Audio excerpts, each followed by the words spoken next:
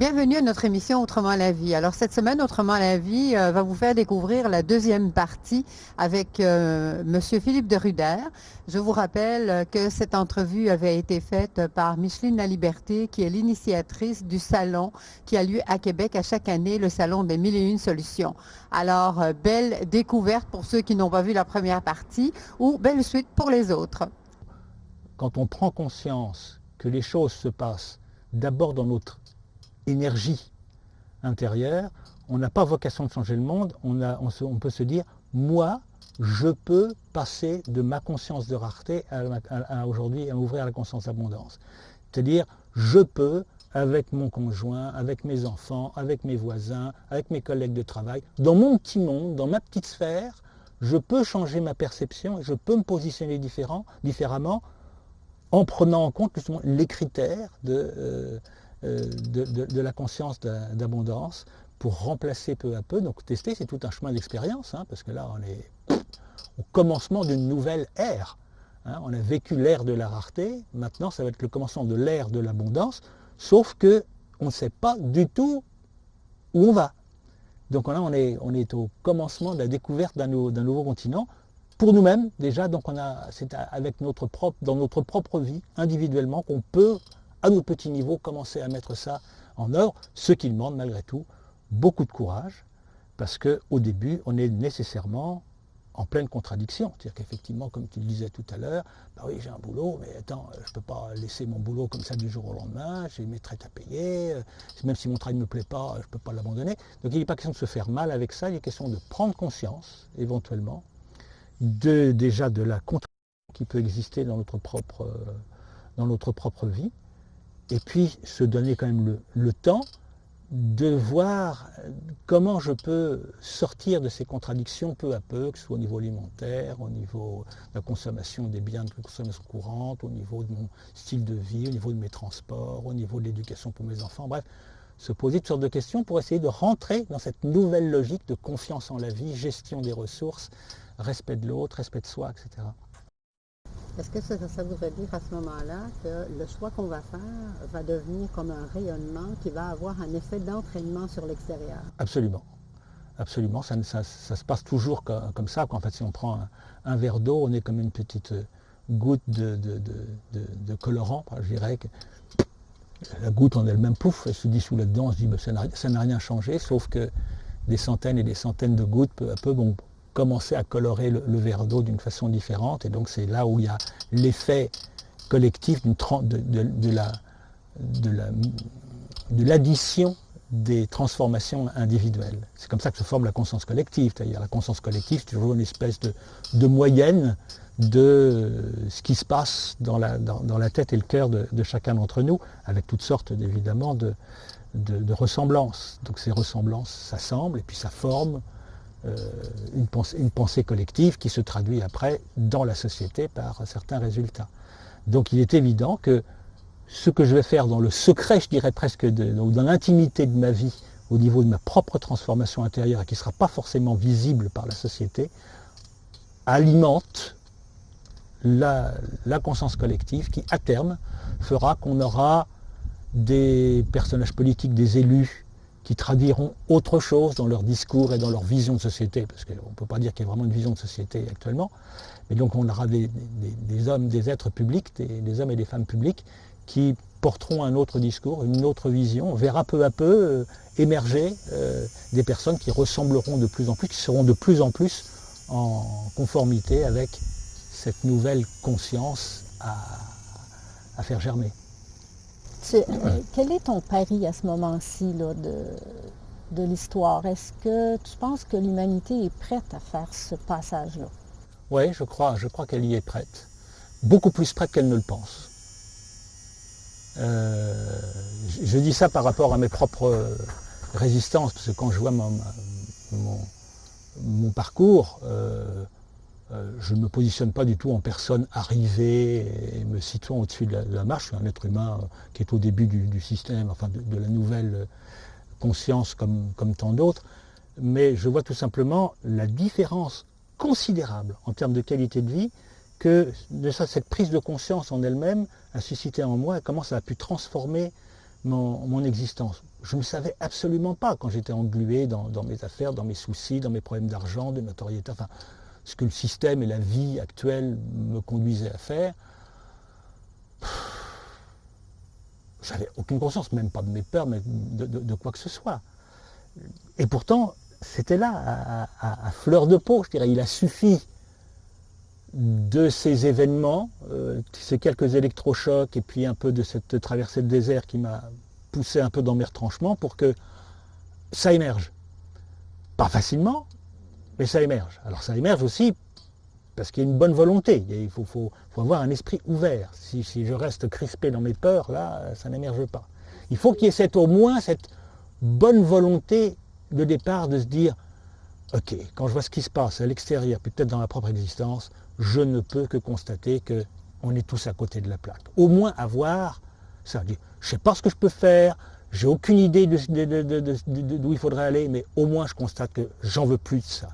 Et je m'ouvre, j'accepte de m'ouvrir à autre chose, sans savoir à quoi même je m'ouvre, mais au moins enlever les verrous mentaux qui font que je m'enferme, que je résiste, que je me bloque et que j'empêche toute l'information et donc la transformation de se faire. Donc au moins avoir cette ouverture d'esprit, accepter d'aller écouter des théories parfois fumeuses de quelques personnages dont on a entendu parler, qui peuvent être très controversés, de vouloir aller regarder ces choses qui sont souvent annoncées comme provenant de sectes bizarres, alors parce que tout ce qui est évidemment dans le autrement, hein, la médecine autrement, l'éducation autrement, etc., là, vas-y que je te tape là-dessus comme étant de très mauvaise filière, parce que le monde officiel, bien sûr, veut rester dans ce qui lui permet de dominer. Donc tout ça est brandi souvent comme étant quelque chose de très néfaste. Donc il faut avoir le courage soi-même, non pas d'aller se lancer pieds et poings liés dans n'importe quelle nouvelle démarche, garder toujours beaucoup de bon sens, garder son libre arbitre, mais aller explorer, gagner une information ici, gagner une autre information là, puis laisser peu à peu germer en soi quel est ce qui me semble être juste et ma propre place, parce qu'il n'y a pas une voie, il y a ce qui est juste pour chacun à l'intérieur de sa propre existence. On n'est pas là un modèle unique qui doit être reproduit à des milliards d'exemplaires. Chaque être est parfaitement spécifique, avec un destin spécifique, des talents spécifiques et quelque chose de spécifique à découvrir, à utiliser, qui peut être très différent du voisin. C'est cette mosaïque de différences jouée par chacun au plus juste de son instrument qui vous donnera un magnifique concert. Mais il faut pouvoir au moins avoir cette ouverture d'esprit a priori et cette curiosité d'aller butiner, puis après de laisser pousser, puis de voir vers quoi ça va me porter. Alors, supposez que j'ai cette ouverture d'esprit, je suis allée voir beaucoup de choses et j'ai pris conscience que j'ai ma responsabilité aussi dans ce système-là qui a été mis en place parce que j'ai acquiescé à ce système-là. Je l'ai nourri quelque part en achetant dans les grandes surfaces au lieu d'acheter local. Et bon, on peut ajouter à ça. Alors maintenant, à ta connaissance, toi, le pas suivant. Je fais un travail sur moi, je change ma conscience de rareté en conscience d'abondance. Collectivement, qu'est-ce qu'on peut faire? Bon, si on n'attend pas, on est sauveur, si on le sait. Les sauveurs, c'est nous. N'est-ce pas? Oui. Alors, partant de ce principe-là, quels sont, à ce moment-ci, les outils peut-être pas encore des modèles, mais des modèles naissants. Je pense aux monnaies locales. Qu'est-ce qui s'offre à nous présentement qu'on pourrait l'explorer? Je le disais là tout à l'heure, tous les autrement. Parce que moi, c'est sûr que mon domaine et ma curiosité me portent à explorer l'économie et l'argent, mais pour d'autres personnes, ça reste quand même assez ésotérique, c'est pas leur tasse de thé, ils vont préférer peut-être aller voir la santé, l'éducation des enfants, la communication, les arts, il y a toutes sortes de domaines, donc chacun va, selon sa propre fibre, aller tâcher de faire germer autre chose dans un domaine qui existe pour y introduire cette souplesse et cette ouverture. Alors il est certain que le domaine économique et financier est un domaine assez prépondérant et universel, parce qu'on voit bien actuellement qu'on est tous prisonniers de ça. Combien il y a de personnes sur le plan individuel, mais combien il y a d'associations ou d'organismes qui ont des belles visions, qui voudraient mettre en œuvre ceci ou cela, sauf que, ah oui, mais ça coûte trop cher, on n'a pas les sous, donc on ne fait pas. Ce n'est pas les idées qui manquent, ce n'est pas les outils qui manquent, ce n'est pas les connaissances qui manquent, ce n'est pas la volonté qui manque, tout ça, ça existe. Donc si on le voulait vraiment, c'est ça qui est absolument hallucinant dans cette période de l'histoire de l'humanité, c'est que tout est là pour un grand changement, à condition de le vouloir. Mais rien sur le plan physique ne nous empêche de transformer profondément la société pour aller vers un mieux-être. La seule chose qui nous en empêche, c'est le manque d'argent. Ça coûte trop cher, on n'a pas les moyens. Or là, on vient d'avoir un exemple assez frappant qui peut nous porter à réfléchir, puisqu'on a vu que pour la première fois et d'un seul coup, si on exclut les guerres, pour les guerres on a toujours trouvé de l'argent aussi, mais récemment avec la crise financière, d'un seul coup, ce n'est pas 1 ou 2 milliards qu'on a trouvé, c'est des milliers de milliards. L'ONU, il y a quelque temps, disait que pour régler le problème de la faim dans le monde, ou surtout le problème des pays pauvres, avec 45 milliards de dollars par an, on pouvait donner un toit, de la nourriture, la santé, l'éducation à tout le monde dans les pays pauvres. 45 milliards de dollars par an. Donc, comment trouver une somme pareille? C'est colossal, on ne l'a jamais trouvé. On trouve 2, 3, 4 milliards par-ci, par-là. Les 45 milliards, on ne les a jamais trouvés, et on ne les trouve d'ailleurs toujours pas. Mais on a su trouver en quelques semaines des centaines de milliards, que ce soit la Fed, la BCE, enfin, en Europe, un peu partout dans le monde, on a levé, on a sorti là, d'on ne sait où, toutes sortes de milliards qui pour réinjecter ça dans le système financier, dans les banques. Là, on a su trouver l'argent. Donc, ça montre que ce mythe de l'argent rare est bien là encore ancré exclusivement dans nos propres croyances et dans le système de rareté. Il faut que l'argent soit rare pour que les gens y accordent de la valeur, car en fait, l'argent libéré et l'argent abondant ferait qu'il n'aurait plus de valeur. Pourquoi posséder quelque chose qui est en abondance? Donc l'argent perdrait de sa valeur. Alors, il faut que les gens soient accros à l'argent, à gagner de l'argent. Car c'est par là qu'on les tient en laisse. Donc c'est tout un système de hiérarchie de contrôle et de pouvoir. L'argent aujourd'hui, maintenir l'argent artificiellement rare, permet de maintenir la hiérarchie des pouvoirs dans le monde entre les possédants de l'argent et les possédants du pouvoir, qui sont d'ailleurs souvent les mêmes, puisque l'argent n'a pas de vocation en soi, si ce n'est que d'acheter le pouvoir avec. Donc on est dans ce système de pouvoir. Si je suis l'un des privilégiés de ce monde, mes privilèges tiennent le plus souvent de cette logique de rareté, qui est évidemment très exclusive et qui me permet d'avoir des privilèges par rapport aux autres. Donc c'est pour ça qu'on est là dans un domaine économie et argent extrêmement pointu et difficile, parce que c'est tout l'édifice social mondial qui est en cause, et particulièrement la position privilégiée de tous les dominants et les élites, soi-disant, de cette terre, qui évidemment ne veulent absolument pas lâcher le morceau. Peut-être que si j'étais à leur place, je n'aurais pas non plus envie de me retrouver comme monsieur et madame tout le monde. Il y a quand même des petits avantages qu'ils ont. Et là, on est prisonnier de ça, mais ce qui est intéressant, c'est effectivement de constater que nous sommes dans un mythe. L'argent n'est pas rare. Et c'est ça qu'il va falloir, c'est là où je trouve ma place aujourd'hui, de donner cette information pour que les gens ne se sentent plus prisonniers de ce « mais qu'est-ce que vous voulez que je fasse? Moi, je n'ai pas les moyens, je n'ai pas d'argent, je ne peux pas quitter mon job, je suis obligé de, je n'ai pas de liberté, je n'ai pas de choix ». Si nous avons des choix, mais là nous pouvons en tant qu'individus, en tant que citoyens, informer de cette nouvelle vision de l'argent, indifféremment de ce que nos élites et les dominants vont faire, car eux, ils vont évidemment résister pour que ça se transforme, c'est décider que nous allons reprendre notre pouvoir en main et notre puissance en main et recréer, grâce peut-être au départ aux monnaies complémentaires, recréer un autre système économique et monétaire, mais cette fois au service de l'humain et de la planète, au lieu d'être au service du pouvoir et d'une élite. Donc, créer sa propre monnaie dans une communauté, ça se fait et c'est légal. Ça se fait et c'est en général pas légal.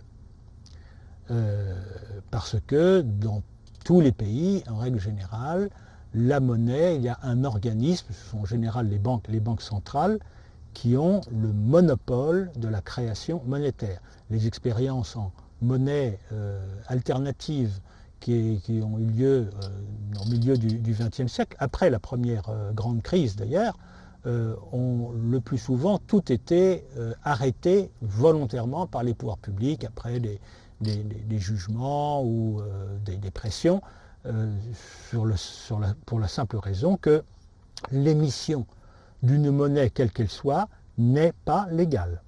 Seule la monnaie d'État, enfin seule la banque d'émission, la banque centrale, a droit d'émettre la monnaie. Alors, comment expliquer que naissent un petit peu partout, en Allemagne, en Angleterre et en France, et même on en a en Amérique, au Canada et aux États-Unis, des communautés comme Ithaca, comme Calgary, Toronto, Toulouse et d'autres qui décident, des groupes qui décident d'imprimer, d'émettre leur propre monnaie locale. Alors il y a deux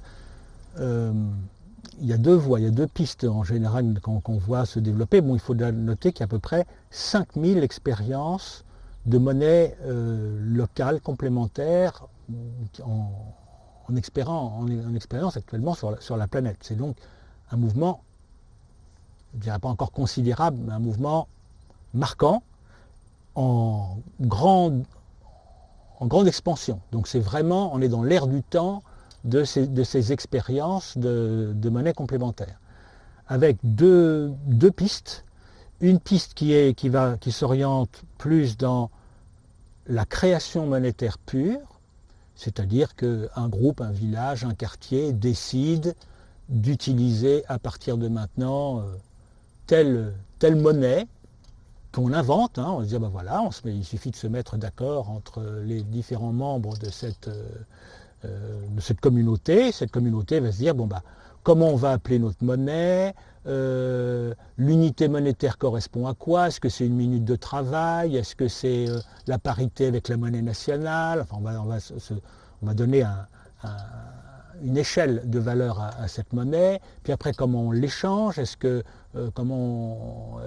par exemple on va rémunérer tout le monde, est-ce que l'heure de travail par exemple est égalitaire, ou est-ce qu'on accorde encore certaines différences. Donc il y a quelques questions de société qui vont se poser à la communauté, donc qui va se mettre d'accord dans tous les cas, et puis qui à partir de ce moment-là va décider d'échanger les biens et les services qu'elle produit avec cette monnaie. La différence est donc que, a priori, on n'a pas besoin d'avoir cette monnaie sur un compte. Par rapport à la monnaie bancaire aujourd'hui, si je veux m'acheter une paire de chaussures, il faut que j'ai soit de la monnaie sur un compte, soit une carte de crédit avec une marge qui me permet d'acheter cette paire de chaussures. Il faut avoir l'argent disponible. Dans la monnaie complémentaire, dans cette espèce de monnaie, j'ai 0 au départ et l'autre personne a 0. Mais il peut y avoir la volonté d'échanger. Ah, j'ai envie d'apprendre le piano, si tu connais le piano, bah, tu vas me donner des cours de piano, puis on se met d'accord sur 30 unités de compte, par exemple, de l'heure. Okay, bah, moi j'ai 0, mais ça fait rien. La richesse, elle est encore une fois là, cette fois dans l'échange.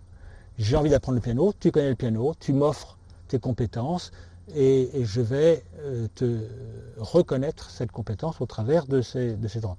Donc à la fin du cours de piano, ton compte est crédité de 30 et mon compte est débité de 30. Mais là, ça ne veut pas dire que toi tu irais plus riche et moi je suis moins riche. Ça veut dire que la richesse que l'on vient d'échanger est évaluée dans notre système à 30. Ça permet de voir la fluidité, comment s'échange la richesse à l'intérieur du groupe. Si moi je continue à être consommateur avec mon compte va de moins 30 à moins 50, à moins 150, à moins 500, à moins 1200, etc. Je dis tiens, attends, moi je n'offre rien. Je reçois de la richesse de ma communauté et je n'arrive pas à lui offrir de ma richesse. C'est pas bien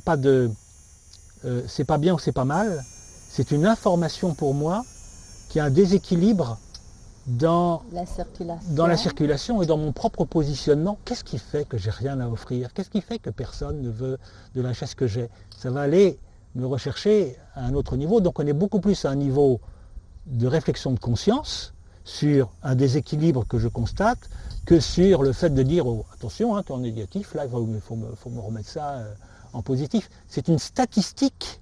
L'argent n'est plus une valeur qu'on cherche à accumuler sur un compte pour être riche. C'est une statistique qui, à tout moment, mesure la richesse qui est échangée et la fluidité de l'échange de cette richesse.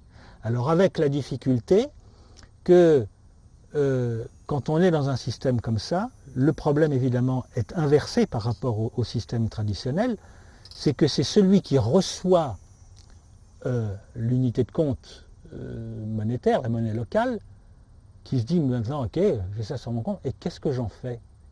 Parce que fondamentalement, j'en ai pas besoin, puisque je peux toujours échanger même quand je suis à zéro. Qu'est-ce que j'en fais? Ça ne représente rien en soi. Alors tant qu'on est au niveau de particulier, comme dans les systèmes de CEL, un système d'échanges locaux, les systèmes de jeux, j'ai eu jardin d'échange universel, les choses de ce genre, c'est pas trop méchant, parce que là on est entre échanges de bon voisinage, je dirais. Et c'est surtout des services, et peu de biens. Oui. Mais si on veut, et c'est ça qui m'intéresse dans toutes ces expériences de monnaie complémentaire dans le monde aujourd'hui, c'est d'y associer le monde des entreprises. Alors quand je dis des entreprises, ça part du travailleur indépendant, du travailleur autonome, en passant par les artisans, le boulanger, le maraîcher, le paysan, enfin, des gens qui ont entre 0 et 15 employés, enfin, l'activité économique traditionnelle, donc des commerçants, des artisans. Et là, ça devient beaucoup plus difficile, parce que si j'ai un village avec 150 personnes qui se mettent d'accord sur une monnaie locale, et puis ils vont chez l'épicier du village, tout le monde va venir payer avec sa monnaie locale, et puis l'épicier, il dit, ben, en fin de journée, il dit, ben voilà, je suis bien content, je ne sais pas combien de monnaie locale, puis qu'est-ce que je fais avec maintenant? Parce que les tomates, je les paye à l'agriculteur ou au grossiste, je les paye en dollars, mes salades pareil, mon lait pareil, ça, toutes mes fournitures, mon loyer, tous mes frais sont en dollars. Et puis je reçois dans ma caisse une monnaie locale.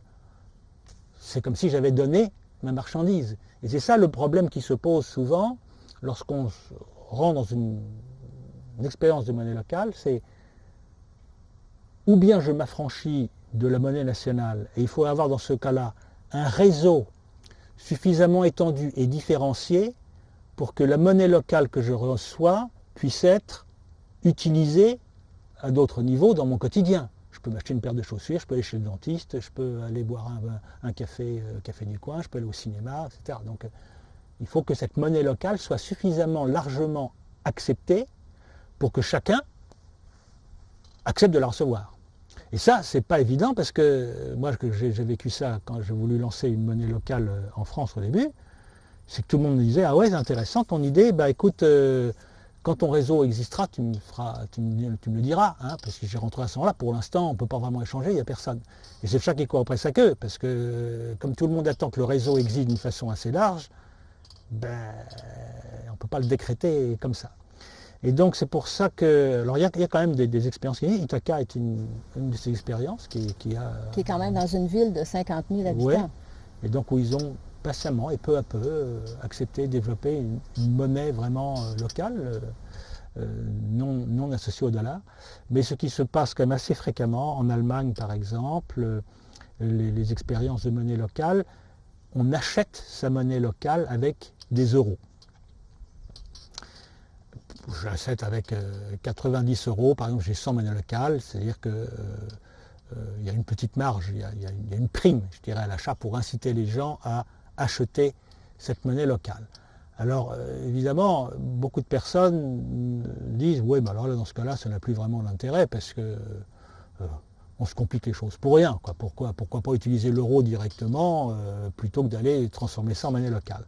Ben, c'est quand même loin d'être neutre.